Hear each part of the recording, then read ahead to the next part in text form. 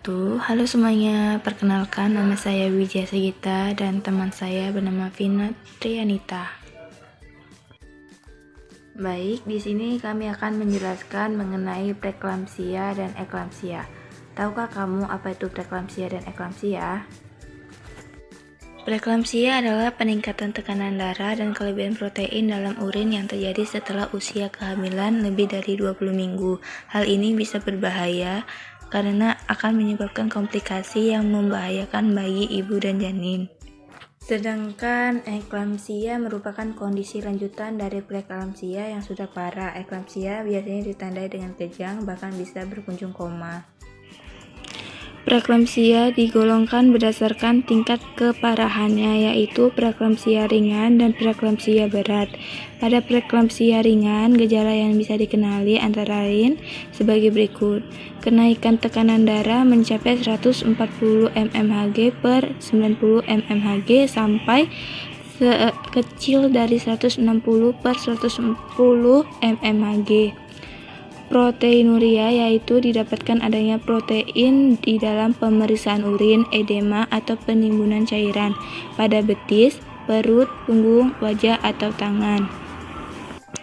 Penyakit preeklamsia berat merupakan komplikasi kehamilan yang ditandai dengan tekanan darah lebih kurang 160 sampai 110 mmHg. Peningkatan kadar enzim hati oliguria 400 ml per 24 jam. Proteinuria atau protein dalam air seni 3 gram per liter. Nyeri ulu hati, gangguan penglihatan atau nyeri kepala. Bagian depan yang berat, perdarahan di retina atau bagian mata, edema atau penimbunan cairan pada paru. Pemberian obat-obatan. Sejumlah obat-obatan yang dapat diresepkan untuk menangani preeklamsia adalah antihipertensi, seperti metildopa yang berfungsi untuk menurunkan tekanan darah, kortikosteroid untuk mempercepat perkembangan paru-paru janin, dan MGSO4 untuk mencegah komplikasi kejang pada ibu hamil. Magnesium sulfat. Ini merupakan rekomendasi terapi pertama preeklamsia atau eklamsia. Direkomendasikan juga sebagai profilaksi terhadap eklamsia pada pasien preeklamsia berat dan merupakan pilihan utama pada pasien preeklamsia berat dibandingkan diazepam atau phenytoin untuk mencegah terjadinya kejang atau kejang berulang. Adapun ketentuan dosis dan cara pemberian MGSO4 antara lain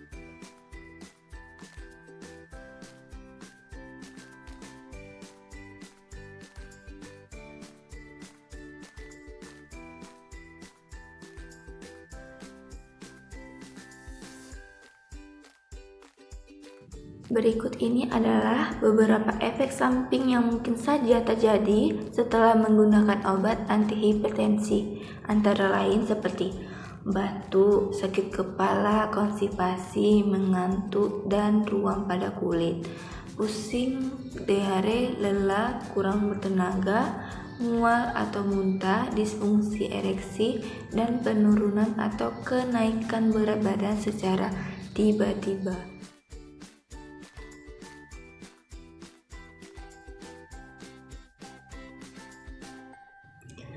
Lakukan pemeriksaan ke dokter apabila efek samping yang Anda alami tidak kunjung mereda atau semakin memburuk. Anda juga harus segera ke dokter apabila mengalami reaksi alergi obat setelah menggunakan obat antihipertensi.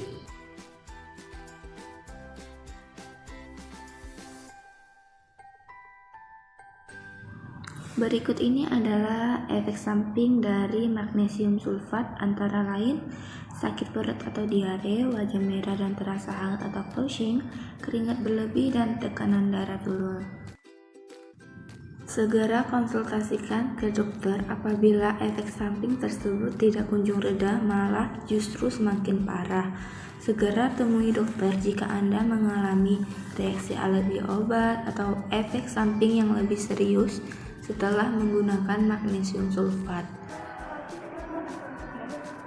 Baiklah, sekian dari video kami. Kurang dan lebih kami mohon maaf. Kami akhiri dengan Assalamualaikum warahmatullahi wabarakatuh. Terima kasih.